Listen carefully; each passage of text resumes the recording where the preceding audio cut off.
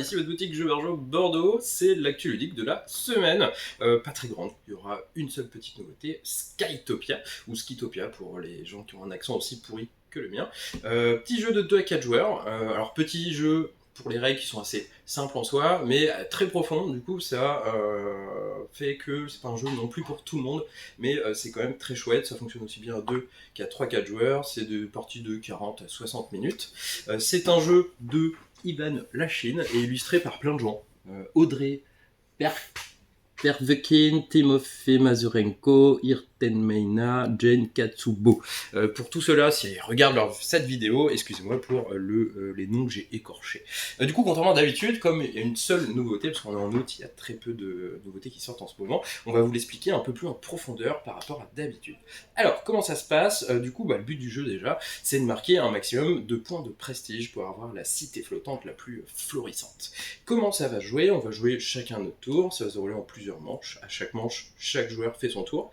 Et ensuite, il y aura une petite chose avec cette petite roue qui est ici. On va y venir un peu après. Alors, à votre tour de jeu, c'est assez simple. Vous allez avoir 3 étapes à faire. Première étape, vous allez vérifier si vous avez un dé sur une carte ici et si vous pouvez construire. Donc ça, on va y venir ensuite. Deuxième chose que vous allez faire, c'est jouer un dé, justement. Alors, dans les dés, c'est cela, j'en avais 5 au départ. Ça symbolise vos ouvriers, vos golems. Vous allez les envoyer au travail pour construire les cartes tours. Donc, par exemple, je vais choisir un de ces dés, et cette carte me plaît vachement bien, je vais mettre mon dé ici. Alors, par rapport à la phase du dé, parce que ça va être très important, parce que c'est un jeu qui va jouer beaucoup sur le timing, sur le tempo, je vais pouvoir choisir sa valeur. Mais en fonction de sa valeur, et par rapport où on en est sur cette petite tour que vous voyez là, je vais devoir payer un coût. Si je le mets sur 6, je paye 0. Si je mets sur 5, je paye 1, et ainsi de suite. Plus je mets bas ici la valeur, plus je vais payer.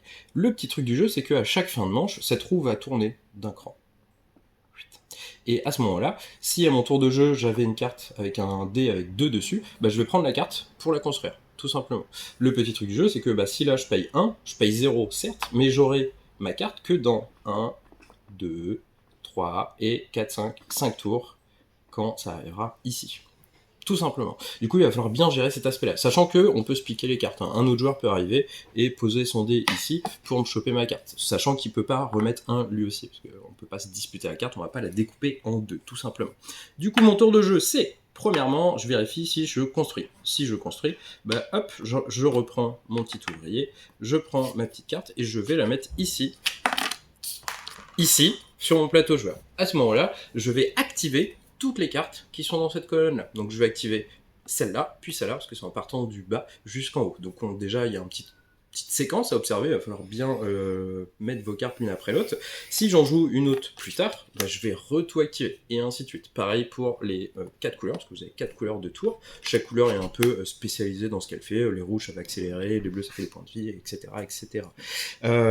Et ensuite, autre chose que je fais, je vais mettre un dé quelque part. Quand je mets un dé quelque part, je paye le coup par rapport à la petite valeur qui est là, et je active la carte aussi. Du coup, il y a une petite notion de je veux peut-être pas celle-là, mais je veux faire son pouvoir tout de suite. Donc je vais le mettre gratos, je l'aurai dans 6 tours ou pas si quelqu'un me la pique, mais j'aurai fait le pouvoir qui va peut-être pouvoir m'accélérer ailleurs, tout simplement.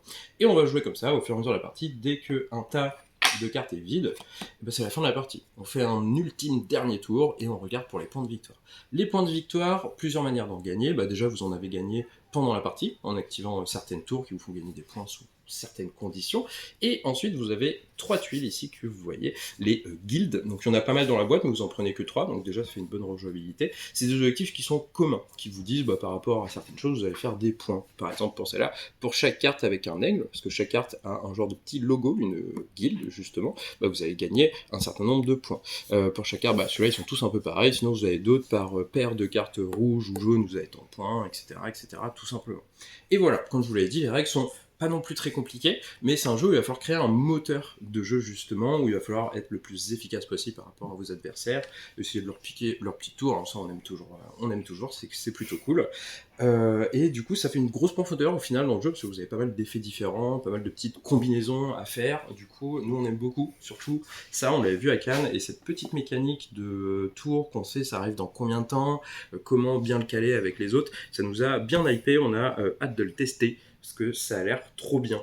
Voilà, c'est Skytopia, un petit jeu de stratégie pas City du coup, mais on vous le recommande chaudement, parce que ça fait du bien en termes de mécanique, c'est assez novateur. En tout cas, je trouve, mon collègue dira non, parce qu'il est un peu blasé de la vie, mais ça c'est pas grave. Bah voilà, ce sera tout. On espère que ça vous aura plu, cette petite explication un peu plus en profondeur. Et on vous dit une prochaine fois pour l'actu ludique de la semaine prochaine. Salut!